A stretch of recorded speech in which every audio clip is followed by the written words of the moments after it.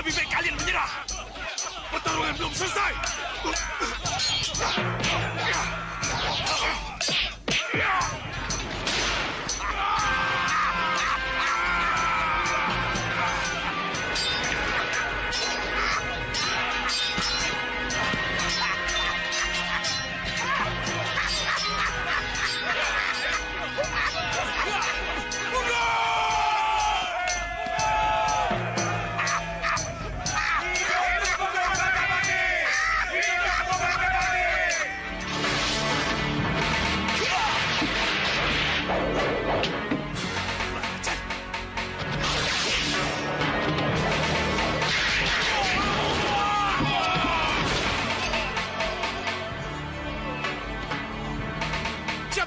Kalian keluar dari rumah ini, atau kuhancurkan.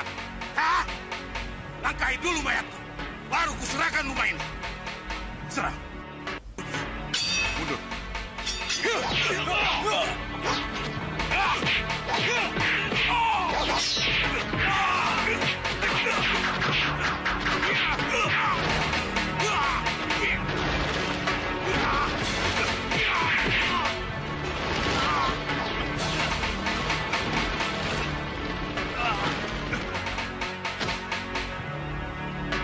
Mundur kalian semua.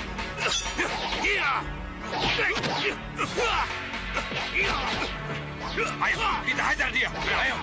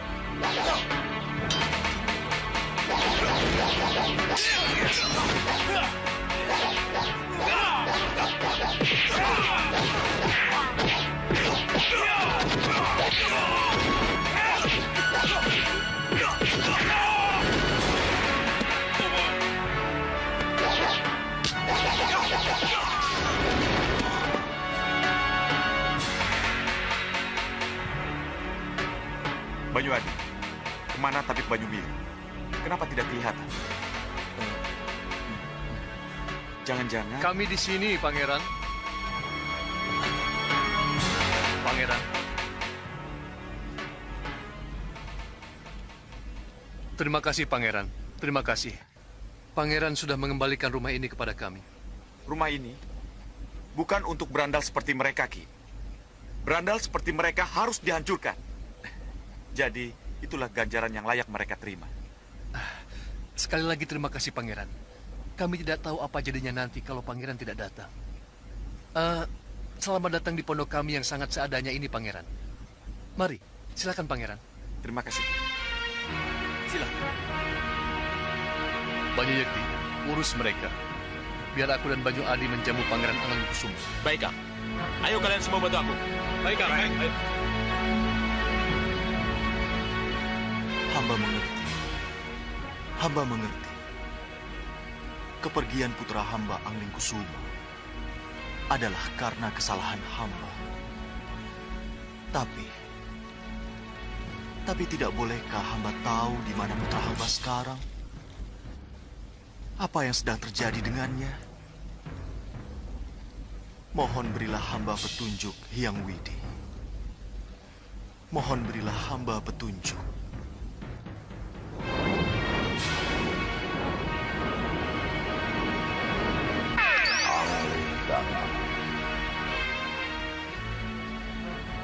Sembah hamba katur Hyang Widi. Kepergian putramu dari Malapati sudah menjadi suratan dewa. Perjalanan dan pengembaraan putramu menjajah desa Milangkolo. Perjalanan penting dari seorang ksatria dalam rangka pendewasaan diri dan pencarian jati diri. Jadi, jangan tanyakan putramu sekarang dan jangan tanyakan apa yang terjadi dengannya sekarang. Sebab apapun yang terjadi dengannya, tak jauh berbeda dengan apa yang pernah terjadi denganmu, Angling Dharma. Kalau dulu kamu mengembara dan bertapa untuk mencari wahyu Mahkota Rama, maka putramu mengembara untuk menjabarkan arti wahyu Mahkota Rama yang telah kamu wedarkan kepadanya. Kasinggihan dawuh Yang Widi, hamba tahu sabda dewa selalu benar adanya. Katakan apa yang telah kukatakan pada istrimu. Katakan apa yang telah kukatakan pada siapapun yang kamu anggap harus memahami arti kepergian putramu. Kasinggihan dawuh. Kasinggihan dawuh. Sampai nanti.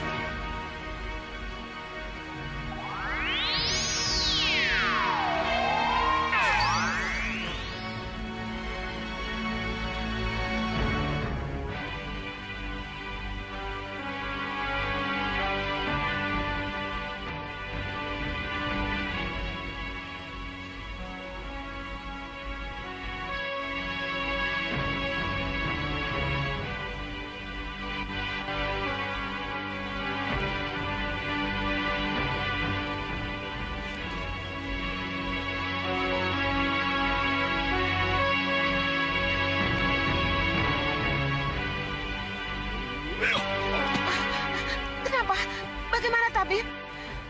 Maaf, saya angkat tangan. Saya menyerah.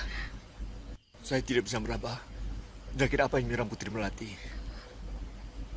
Sebagai tabib, sampai setua ini, belum pernah saya menemukan penyakit seperti ini. Putri bukan meninggal, Gusti Ayu. Putri hanya tidur. Tapi tidur yang tidak bisa dibangunkan.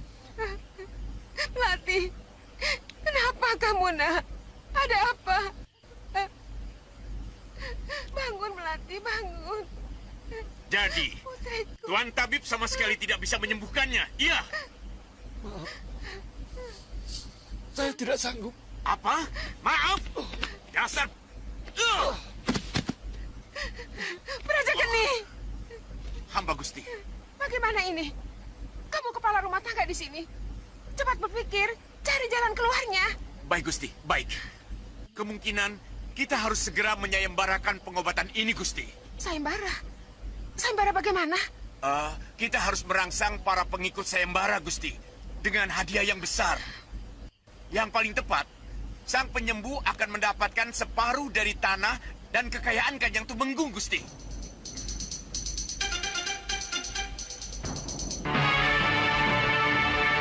Separuh dari tanah dan kekayaan Kanda Tumenggung. Haruskah sebanyak itu? Harta dan kekayaan mudah didapatkan kembali, Gusti. Apalagi bagi seorang Kanjeng Tumenggung. Apalah artinya semua ini jika dibandingkan dengan kesembuhan Tuan Putri Melati, Gusti? Putri Melati kenapa lagi? Putri Melati. Kenapa nih, Laras? Ada apa? Kaki Putri semakin dingin. Melati, jangan tinggalkan ibu, nak. Melati. Gusti, cepat ambil keputusan, Gusti. Saya tidak bertanggung jawab atau dipersalahkan oleh Kanjeng Tumenggung kalau sampai terjadi apa-apa dengan Putri Melati. Aku bisa mengiyakan usulmu itu, Brajageni. Tapi kita harus minta izin dulu pada Kanda Tumenggung. Karena yang kita hadiahkan begitu besar. Kalau kita harus menunggu Kanjeng Tumenggung, kita bisa terlambat, Gusti. Kita sedang berlomba dengan waktu. Tapi itu terserah Gusti. Pokoknya, saya tidak mau bertanggung jawab kalau sampai terjadi apa-apa dengan Putri Melati.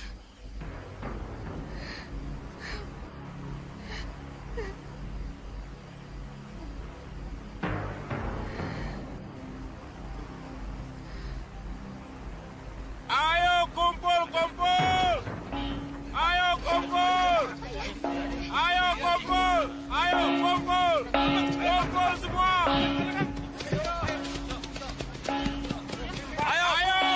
Ayo kumpul semua! Ayo!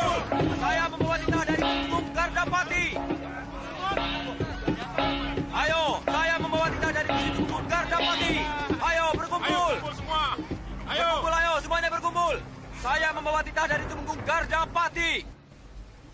Pengumuman. Barang siapa yang bisa menyembuhkan Putri Melati dari penyakit tidur panjangnya, maka berhak atas hadiah berupa separuh tanah dan kekayaan Katumenggungan dari Yang Mulia Tumenggung Gardapati. Saya ulangi. Barang siapa yang bisa menyembuhkan Putri Melati dari penyakit tidur panjangnya, maka berhak atas hadiah berupa separuh tanah dan kekayaan Katumenggungan dari Tumenggung Gardapati.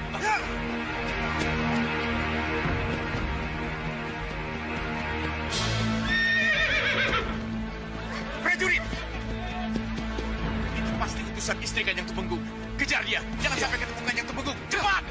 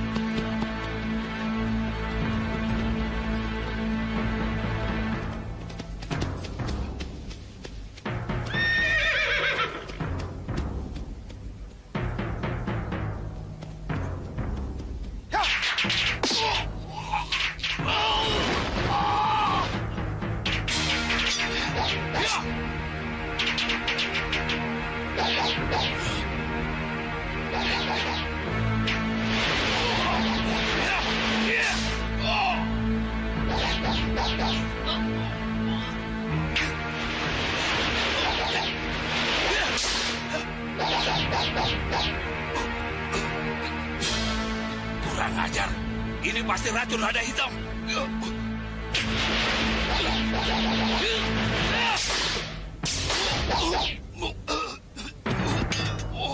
Aku akan menjauhkan kudanya. Rasakan, kamu tidak akan bisa mengejar aku lagi.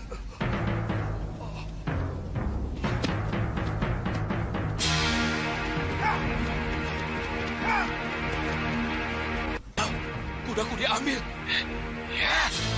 Ini sasaran kita.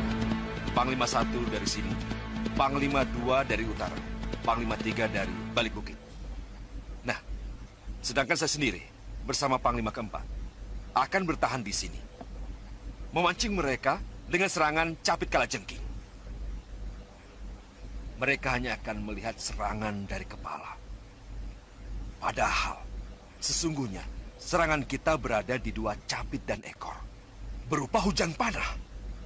Nah, dengan gelar air bah membobol dam, kalian bertiga serentak menyerang. Ingat, jangan saling mendahului. Mengerti kalian semua? Siap Kanjeng Tumenggung, siap Kanjeng Tumenggung.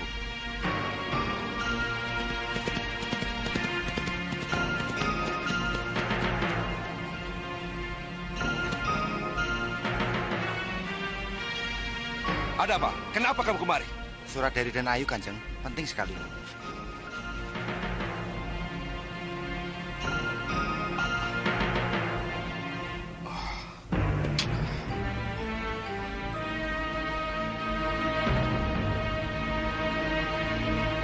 Melati, putriku, sakit keras.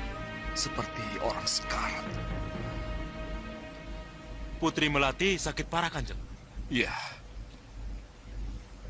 Aku harus pulang. Tapi ini sudah terlanjur. Iya. Kita harus laksanakan penyerangan secepatnya. Iya. Mengerti kalian semua? Mengerti, Kanjeng. Baik. Tinggalkan aku sendirian di sini. Baik, Kanjeng. Ayo.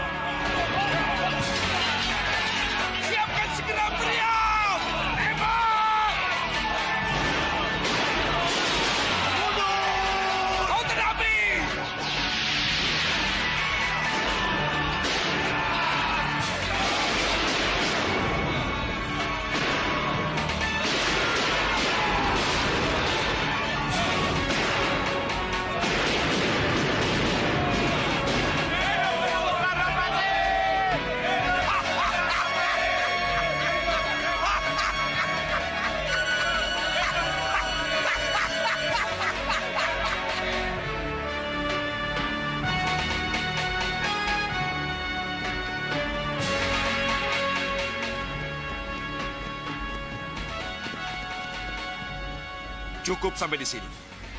Kalian sudah letih berperang, lebih baik segera pulang ke rumah kalian. Kasihan anak dan istri kalian yang sudah menunggu di rumah. Terima kasih, Kanjeng. Iya.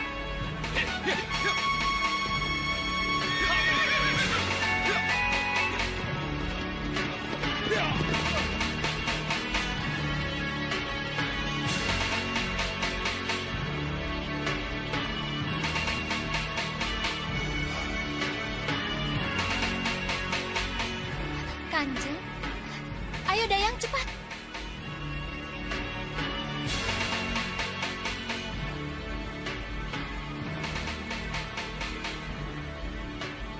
Ayo Dayang, cepat sedikit.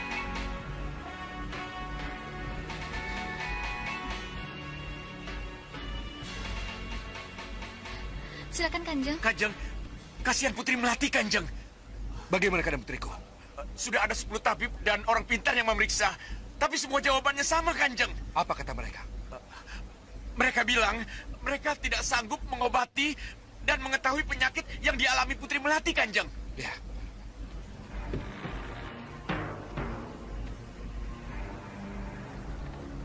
Kanda. Kanda, putri kita sakit, Kanda. Tenang, sudah ada tabib.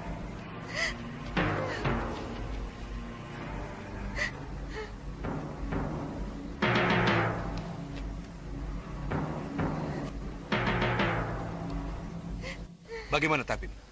Maaf Kanjeng Tumenggung. Saya juga tidak mampu menemukan apa penyakit putri. Saya khawatir jika dalam 2-3 hari ini Putri Melati tidak bisa disembuhkan dan tidak bisa ditemukan obatnya. Maaf Tumenggung, Putri Melati tidak akan tertolong. Yang aku butuhkan penyembuhan, bukan kabar buruk. Jadi, untuk apa lagi kamu ada di sini? Ayo berdiri. Maaf Tumenggung. Keluar.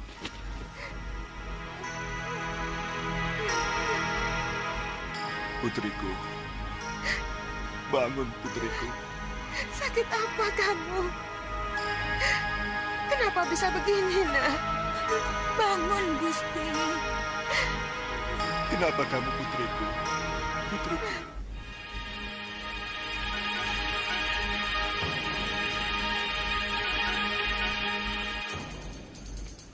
Jadi begitulah Dinda. Mau tidak mau, dikehendaki atau tidak, Angling Kusuma memang harus pergi dan mengembara sesuai dengan suratan dewa. Tapi jangan khawatir, pada saatnya putra kita akan kembali lagi. Karena begitulah suratan dewa.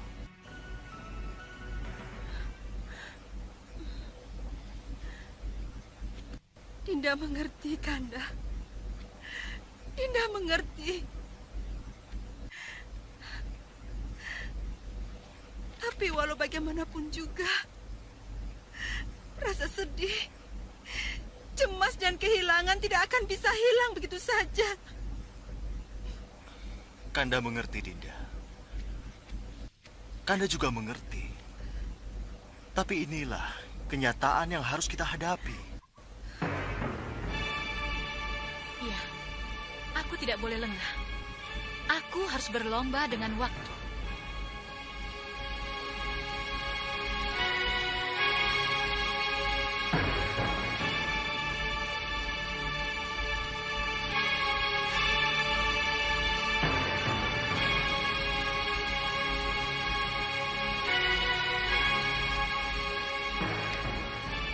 Ampun, Kanjeng Tumenggung.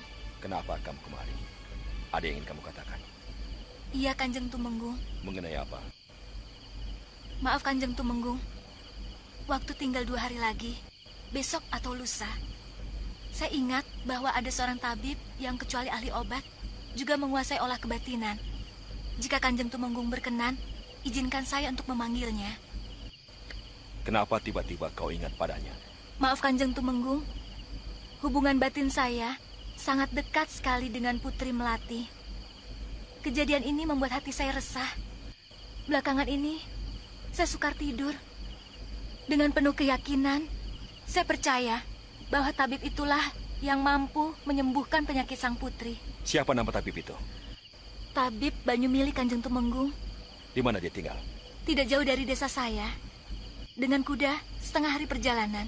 Kalau begitu, pagi-pagi sekali, bersama terbitnya matahari, berangkatlah kamu.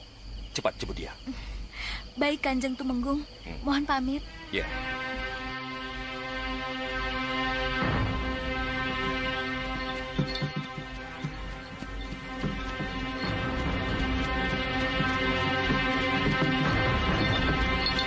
Ayo cepat.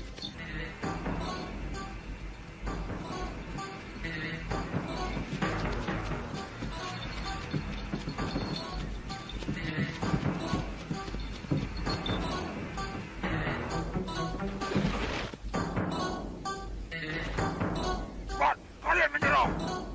Siapa mereka? Tenang, Nyi. Kelihatannya mereka bukan orang baik-baik.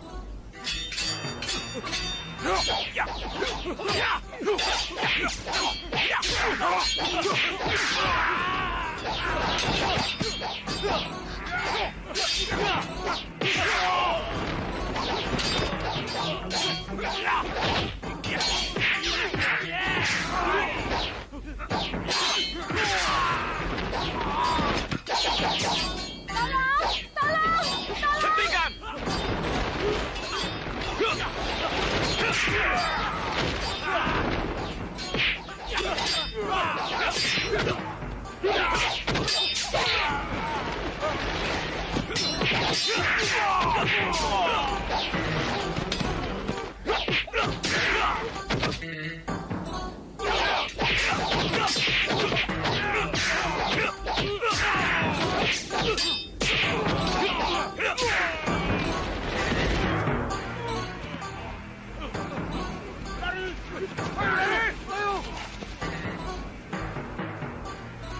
Kisanak, terima kasih Kisanak. Kisanak telah menyelamatkan kami. Bagaimana saya harus membalas kebaikan Kisanak? Tidak apa-apa, tidak usah dipikirkan. Kebetulan saya lewat, jadi apa salahnya kalau saya membantu? Oh ya, Nini ini siapa? Saya Nilaras. Kami utusan Kanjeng Tumenggung Gardapati. Kami mau menjemput Tabib Banyumili. Karena putri Kanjeng Tumenggung sakit keras. Kebetulan. Bagaimana kalau saya antar? Saya tahu persis di mana rumah Tabib Banyumili. Terima kasih Kisanak. Ayo ke kereta. Baik.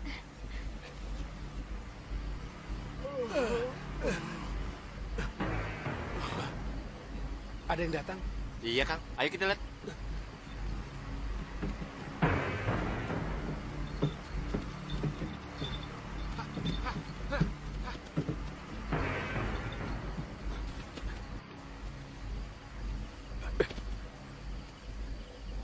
Silakan, Raden. Silakan, Raden.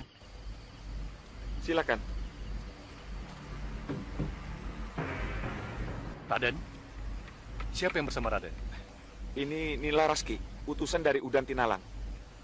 Utusan Kanjeng Tumenggung Gardapati? Benar, Ki. Saya Nilaras, utusan Kanjeng Tumenggung Gardapati. Putri Melati, putrinya Kanjeng Tumenggung, sakit aneh. Saya ditugaskan menjemput Ki Banyumili. Kanjeng Tumenggung sangat mengharapkan pertolongan Ki Banyumili. Merupakan kehormatan bagi saya. Terima kasih. Apa sakit sang putri? Oh ya, apa di kota tidak ada tabib sehingga Nyai jauh-jauh datang kemari? Ada, Ki. Sudah puluhan tabib terkenal, tapi hasilnya tidak ada. Menemukan apa penyakitnya saja pun tidak bisa. Tapi menurut seorang tabib, putri akan tidur abadi kalau tidak segera ditolong.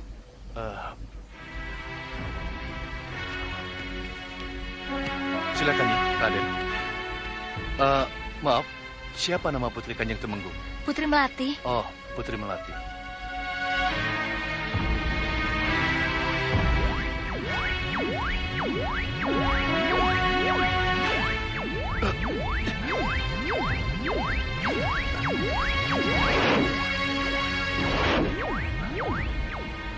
Sekarang juga kita harus berangkat, agar besok pagi kita sudah sampai. Waktunya sudah sangat mendesak, sangat gawat. Banyu Adi, siapkan obat-obatan sekarang. Baik, Kang. Nyai, mohon maaf sebentar. Raden, kita harus bicara.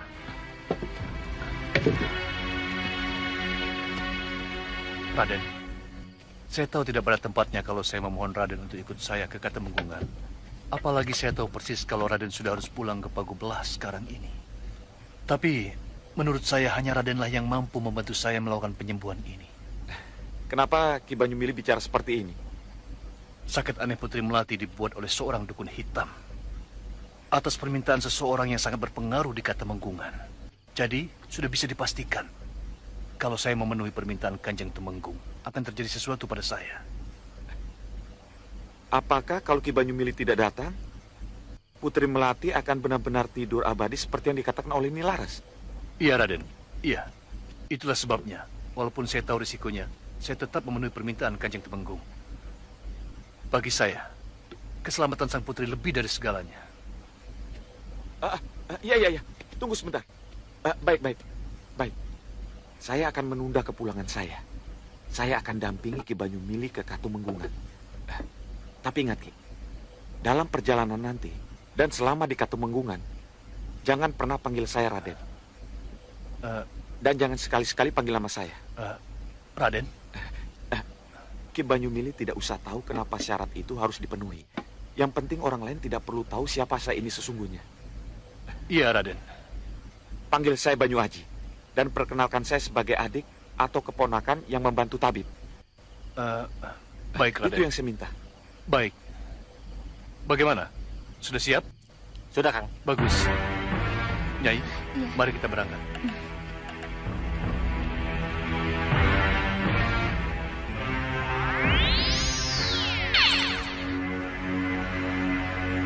Bopo, tinggal sisa-sisa perang yang tertinggal, Bopo. Siapkan cabut kalajengking!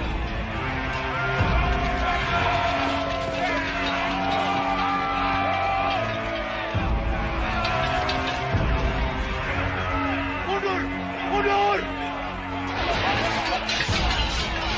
Siapkan segera beliau! Tembak! Mundur! Kau kenapi!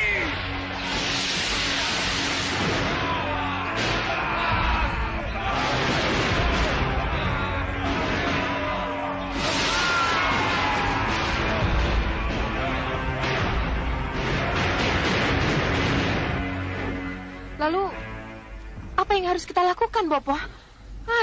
Bagaimana saya bisa bertemu Gardapati, Bopo? Ya, tentu saja langsung ke Udan Tinalang, Gendrawani. Saya setuju, Bopo. Ayo kita ke sana, Bopo. Gendrawani, tunggu.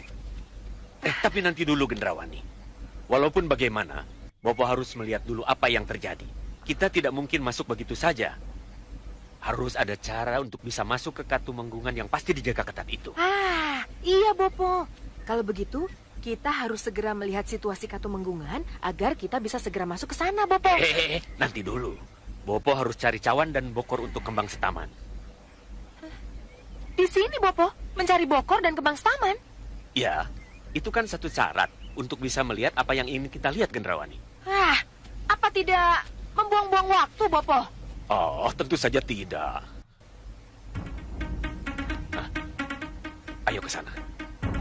Mudah-mudahan ada cawan atau bokor yang bisa ketemukan di sana. Ayo.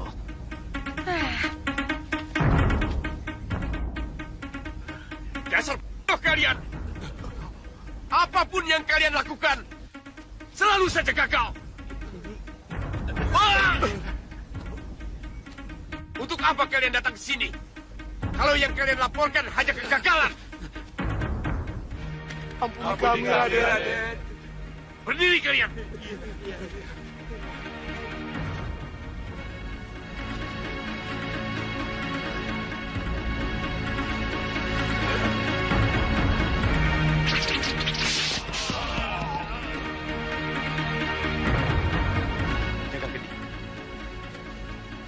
Kamu harus segera menyusul tabib Kitaruseka. Sebelum Banyumili mendahuluinya. Mengerti? Baik, Bopo. Ayo jalan.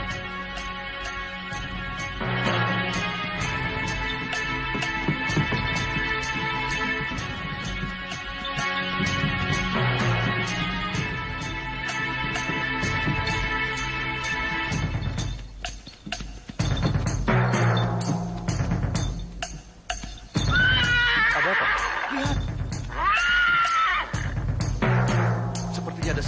gumpalan asap itu. Kalau memang ada unsur sihir, saya punya penangkalnya. Cepat lakukan sesuatu, Ki. Jangan terlambat. Cepat kalian turun.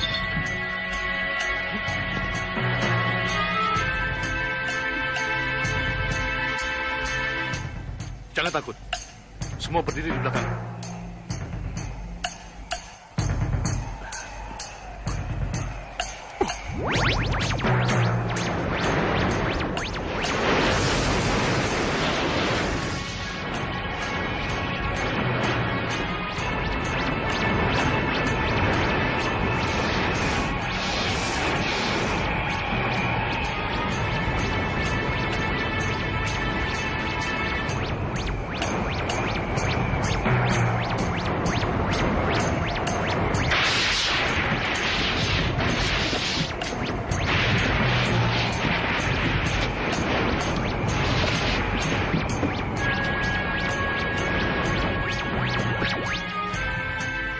Ayo cepat, kita menyingkir dari sini.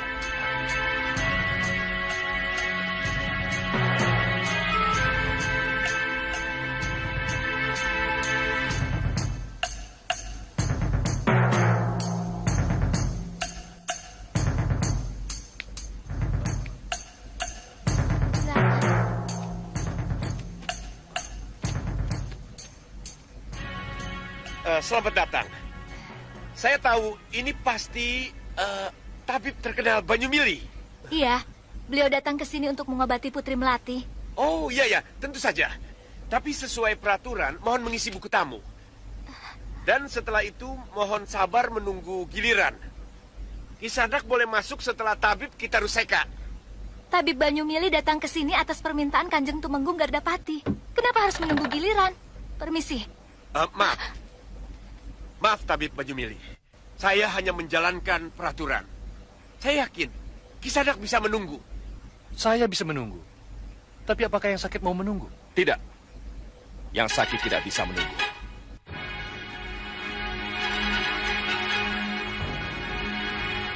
Tabib Banyumili.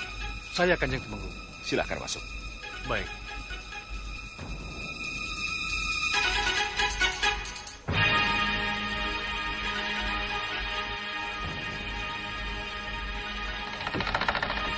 Kita harus sekap. Kenapa sampai sesiang ini belum datang juga? Maaf, Tuan. Maaf, Tuan. Kereta yang kami tumpangi terperosok. Rodanya patah dan... Bagaimana bisa begini kita ruseka? Lihat itu. Banyumili sudah masuk. Kau terlambat, Ruseka. Kau merusak segalanya.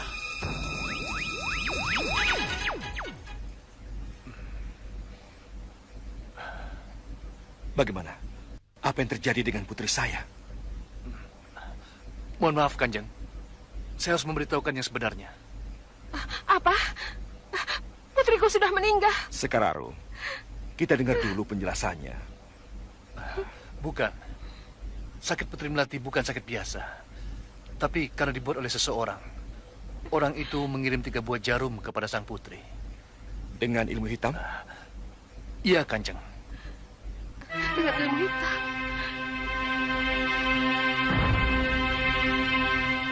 Maaf, Kanjeng. Apa jarum-jarum itu tidak bisa dicabut? Saya akan berusaha.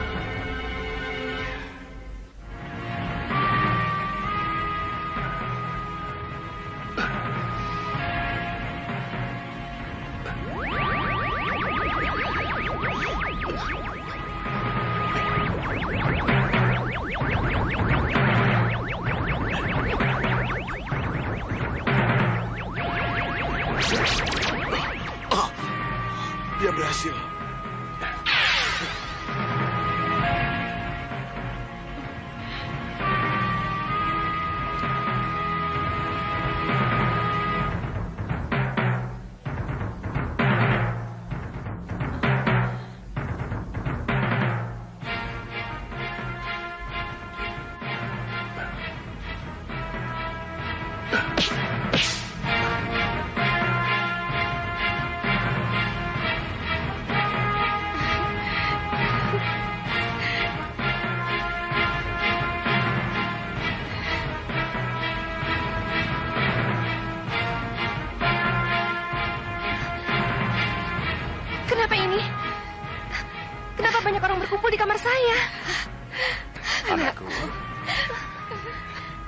berhasil menyembuhkannya.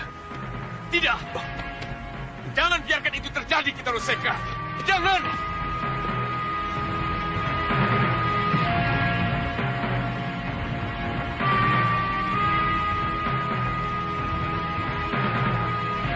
Kamu kaget, Raja Geni. Raja Geni, kabar kebahagiaan ini akan aku umumkan di luar. Beritahu agar semua orang melihat kesembuhan putriku. Baik, Gusti.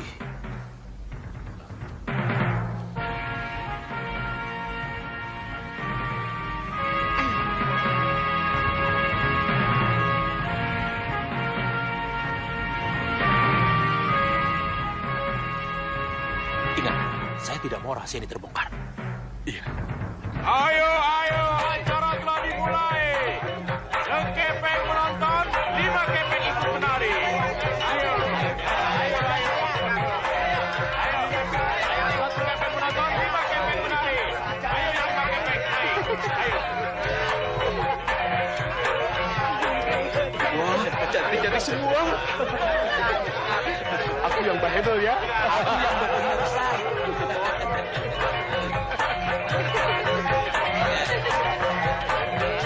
Mari, bayar. 5 keping menari. 1 kepeng menonton. Ayo, 5 kepeng menari. Hei, jangan dapat garisku. Tuan, 5 kepeng ikut menari. Kamu tidak kenal siapa kami. Haruskah Gedang Ganjar dan Gendang membayar? Tapi yang menari di sini semua harus bayar. Minggir!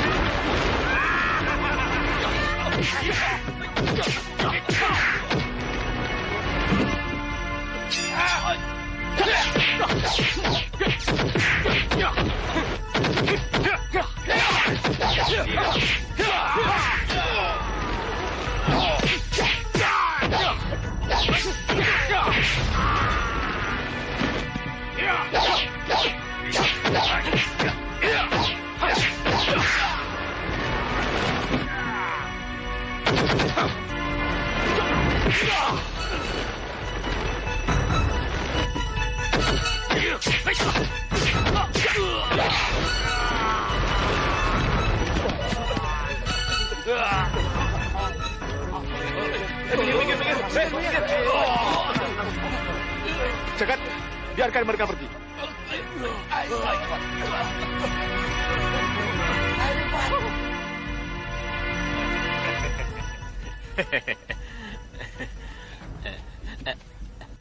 Terima kasih, Raden. Terima kasih. Apa jadinya kalau Raden berdua tidak cepat datang menolong kami? Silakan untuk bekal di jalan. Tidak usah, tidak usah. Sudah menjadi kewajiban kami untuk menolong siapapun yang membutuhkan. Oh ya, siapa kepala desa di sini? Biar kami yang datang melaporkan apa yang telah terjadi. Balai desa di sana, Raden. Saya akan mengantar Raden kalau Raden tidak keberatan. Tidak usah, terima kasih.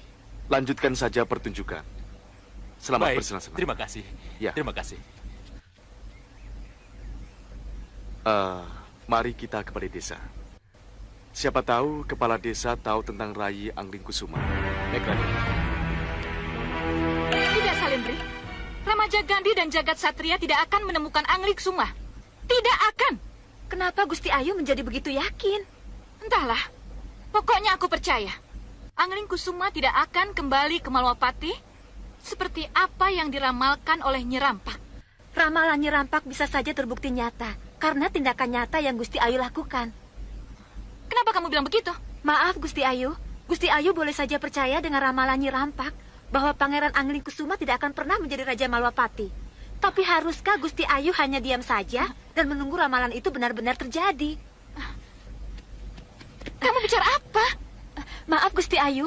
Seharusnya Gusti Ayu berpegang pada pengalaman bahwa Pangeran Angling Kusuma bisa kabur dari Malwapati karena usaha keras Gusti. Saya yakin Pangeran Angling Kusuma masih ada di Malwapati kalau saja Gusti Ayu tidak mendesak Prabu Angling Dharma untuk menyelenggarakan pesta menjaring calon pendamping. Iya. Kamu benar.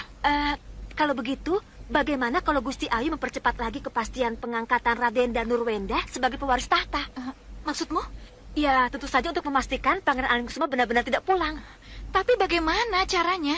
Karena Ki Parusa sudah tidak ada, bagaimana kalau kita mencari Ki Parusa yang lain? Kamu pikir mudah? Mencari orang seperti Ki Parusa? Saya punya Gusti Ayu. Saya punya seseorang yang bisa Gusti Ayu bayar untuk memastikan Pangeran Angling Kusuma benar-benar tidak pulang. Siapa orang itu? Sebut nama dan di mana kita bisa menemuinya. Baik, Gusti Ayu. Ikut saya sekarang. Akan saya pertemukan Gusti dengannya.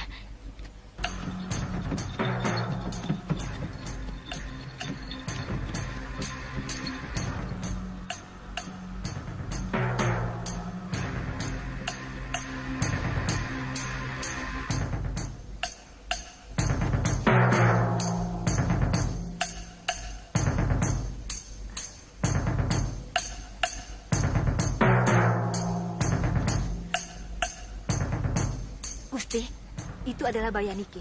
Dia adik dari Bayanaka yang akan kita temui. Mari.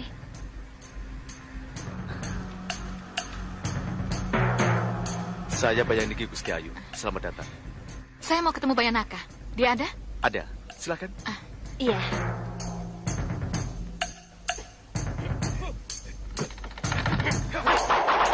Silakan.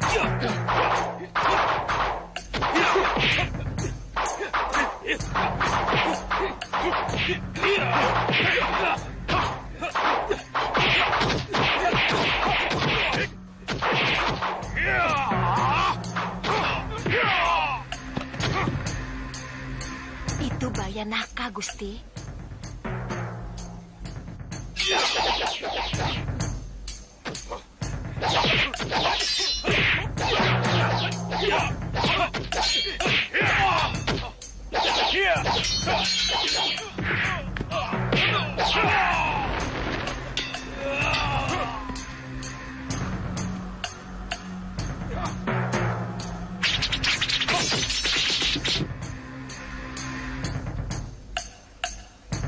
Ilmunya luar biasa, Gusti.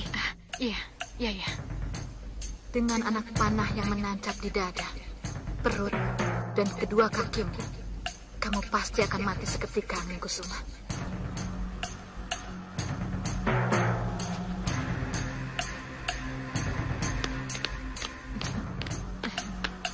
Gusti Ayu Sukesi meminta Kakang untuk membunuh Pangeran Angling Kusuma dengan bayaran yang tinggi. Iya.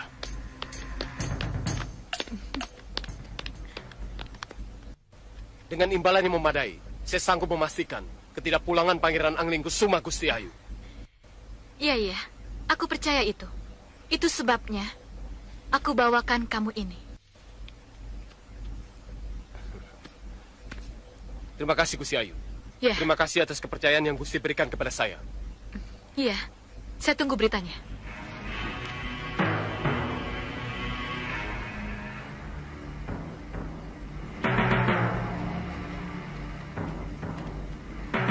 Ucapkan selamat atas kesembuhan Putri Melati dan semoga panjang umur. Selamat atas kesembuhan Putri Melati. Semoga selalu sehat dan panjang umur. Kalian semua, kalian gembira dengan kesembuhan putriku?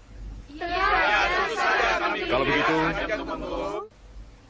ucapkan selamat pada Tabib Banyumili, penyembuhnya.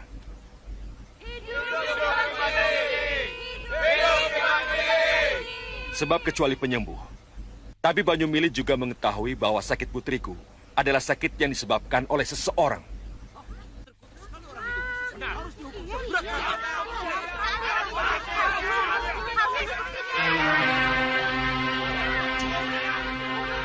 Sampai Banyumili tahu apa yang aku lakukan, aku harus mendaluinya.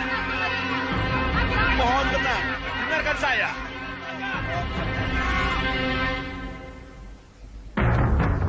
Hitaruseka, apa yang akan kamu lakukan?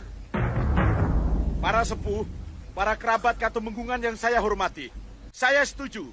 Siapapun yang membuat Putri Ayu Melati sakit harus dihukum. Dan kalau perlu dihukum pici seperti yang kalian teriakan.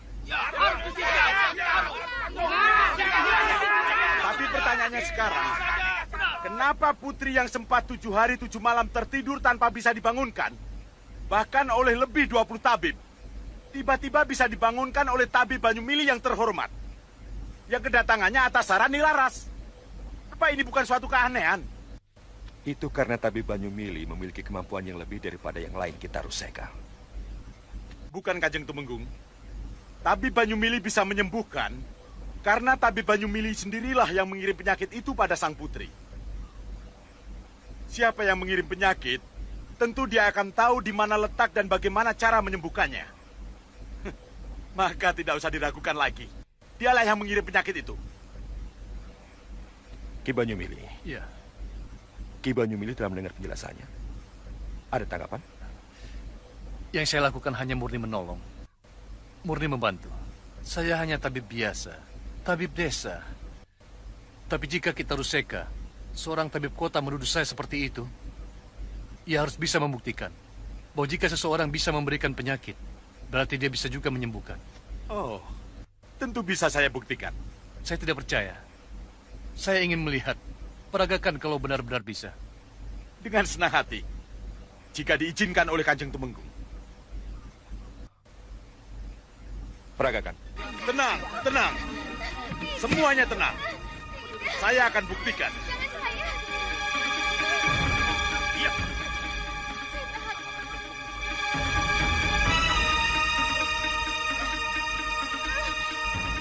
Jangan saya.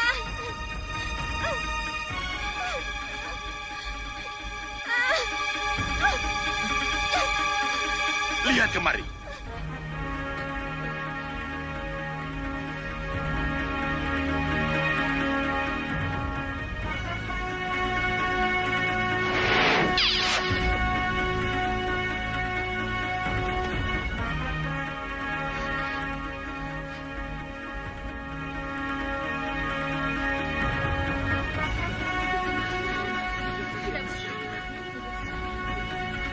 Lihat. Lihat. Dayang cantik ini telah tidur dengan tenang. Dia tidak akan bangun kalau bukan saya yang membangunkan. Tapi Banyumili, tolong dilihat. Ia tak ubahnya Putri Melati yang kau buat tidur itu, bukan? Kanjeng Tumenggung, silahkan teliti. Dayang ini tidur tidak sadarkan diri. Saat ini, kaki maupun tangannya masih hangat. Tetapi lambat laun seluruh tubuhnya akan menjadi dingin. Dengan mudah, saya akan bisa bangunkan dia. Karena saya tahu persis di mana penyebab tidur dan pingsannya saya kirimkan. Jangan. Biar saya yang membangunkannya. Tidak. Jangan. Ini tugas saya. Saya yang akan membangunkan. Kanjeng Tumenggung, izinkan saya. Lakukan. Jangan. Biarkan Taruseka.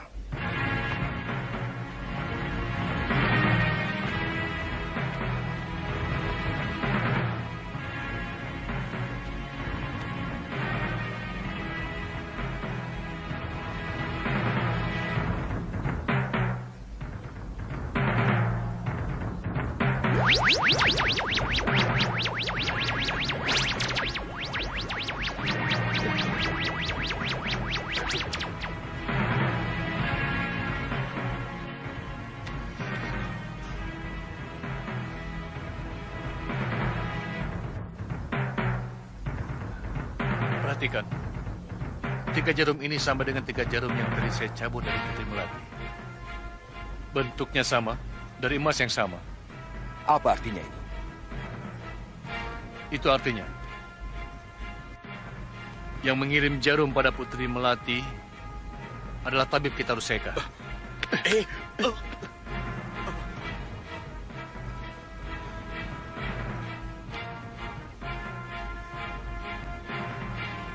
Ini Kanjeng Tumenggung. Iya, kamu benar. Cepat tangkap kita Ruseka. Ya, apa salah saya? Apa salah saya? Masih mau mengelak lagi? Ampun, Kanjeng Tumenggung. Ampuni hamba, Kanjeng Tumenggung. Saya mengaku. Kamu dengar apa yang mereka katakan? Ampuni saya. Saya mengaku, tapi saya tidak bersalah. Saya disuruh oleh Kakang Brajageni. Tangkap Brajageni! Tangkap Brajageni!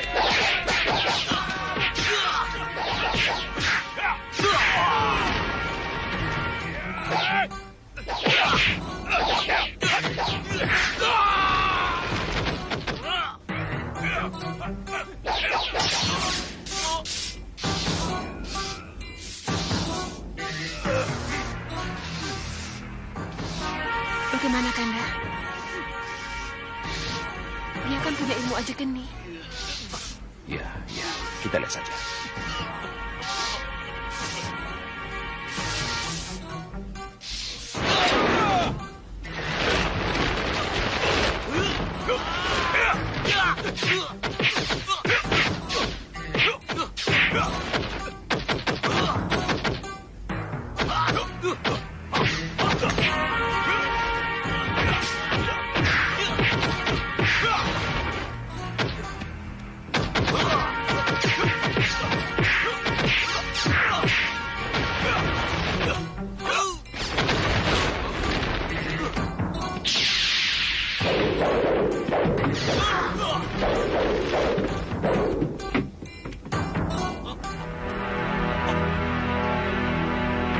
Luar biasa.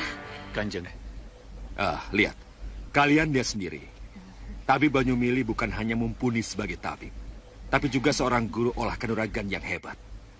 Banyuaji tidak akan seterampil ini kalau tidak punya seorang guru yang hebat luar biasa. Kanjeng Tumenggung. Tidak. Mengenai Banyuaji akan aku urus nanti. Aku akan selesaikan urusanku dengan Taruseka dan Brajageni dulu. Bawa Taruseka dan Brajageni ke penjara.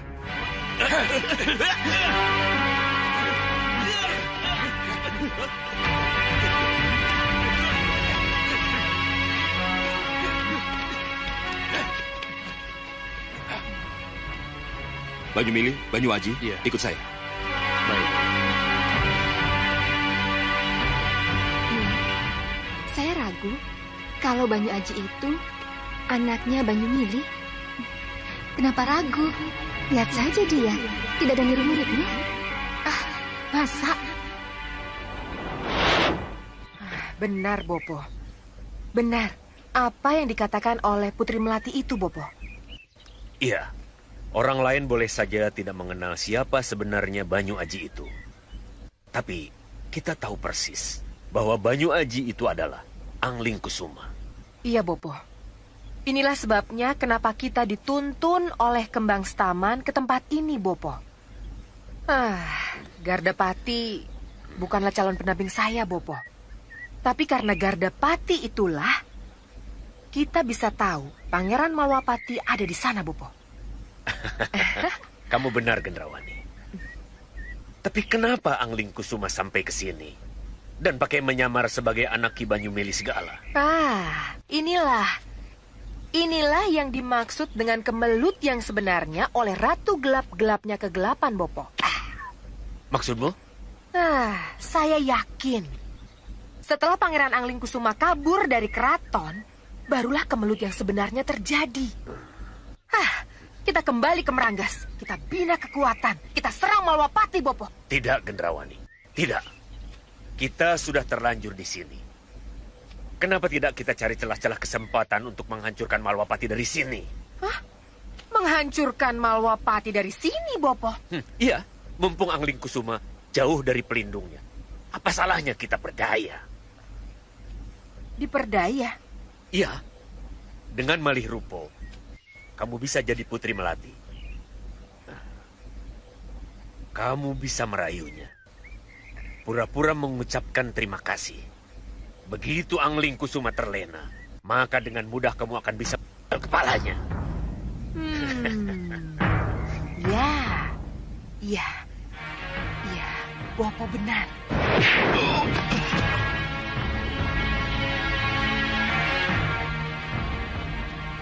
Gendrawani. kaget dengan kedatanganku, Angling Dharma? Iya. Dan kau akan lebih kaget lagi kalau kamu mengetahui apa yang aku bawa. Angling Dharma. Pangeran?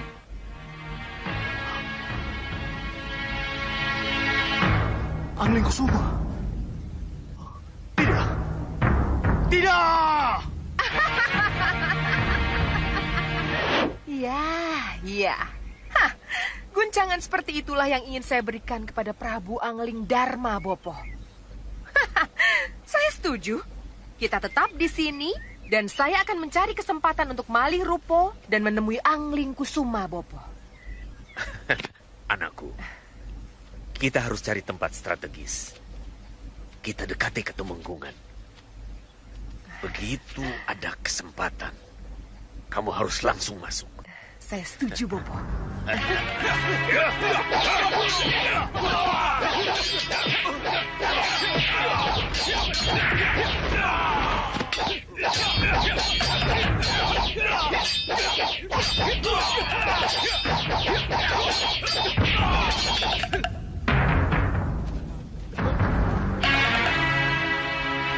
Saya minta sasarannya tepat di tubuh saya.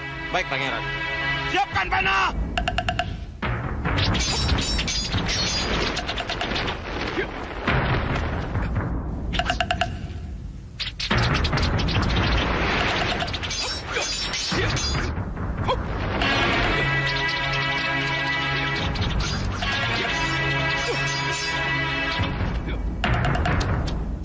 Cukup, Danuruenda. Cukup. Romo. Nanda telah melakukan sesuatu yang berisiko tinggi, Danuruenda. Kenapa harus dengan panah sungguhan? Hamba sudah mengingatkan Gusti Prabu. Tetapi Raden Danuruenda tetap meminta agar panah sungguhan yang dipakai. Ya, latihannya latihan, Pandega. Tapi jangan main-main dengan anak panah yang tajam seperti itu. Ya sudah. Kalian semua prajurit, boleh bubar. Baik, Gusti. Nanda hanya ingin menguji kepekaan Nanda, Wak Patih. Nanda hanya ingin tahu apakah serangan-serangan dari belakang yang tidak Nanda lihat bisa Nanda rasakan dengan kepekaan Nanda. Ya, boleh saja. Tapi kalau sasarannya daging manusia, sebaiknya tidak dengan anak panah tajam seperti itu, tapi dengan yang tumpul, ya? Wak Patih, kalau saja Nanda boleh ikut Kanda Ramajagani mencari Kanda Angling Kusuma, Nanda tidak akan melakukan latihan yang berbahaya seperti ini. Danuruenda. Romo. Kenapa Nanda bicara begitu? Karena Nanda anggap bahaya di luar jauh lebih besar daripada sekedar latihan, Romo. Jadi itu masalahnya. Nanda ingin bertualang mencari Angling Kusuma, rakandamu. Iya, Romo. Pengalaman adalah guru yang baik, Romo. Jadi Nanda mohon... Iya. Nanda benar, Danuruenda. Pengalaman di luar menjadi guru yang sangat baik. Tapi sayang keinginan bundamu agar Nanda tidak dilibatkan dalam pencarian Angling Kusuma harus tetap dipertimbangkan. Romo harap Nanda mengerti. Romo Prabu? Sudahlah. Mari kan ya. Romo. Nanda dan Danuruenda. Sudahlah, lanjutkan saja latihanmu. Ya? Tapi Nanda belum puas, Wak Patih. Masih ada yang mengganjal yang belum Nanda kemukakan. Ya, Wak tahu. Wak sangat tahu apa yang Nanda maksud. Jadi, tenang dan lanjutkan saja latihan. Wak yang akan bicara pada Ramandamu. Wak Patih. Lanjutkan saja latihan. Wak akan bicara pada Ramandamu. Sudahlah. Ngestu Atendawu. Mohon maaf, Romo. Jangan salahkan Nanda kalau pada suatu saat nanti Nanda tetap pergi mencari Kanda Angling Kusuma.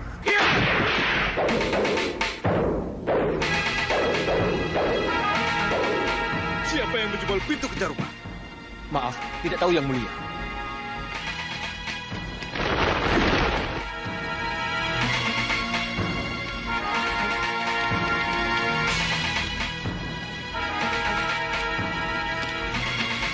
Aku, Rupa Kencah.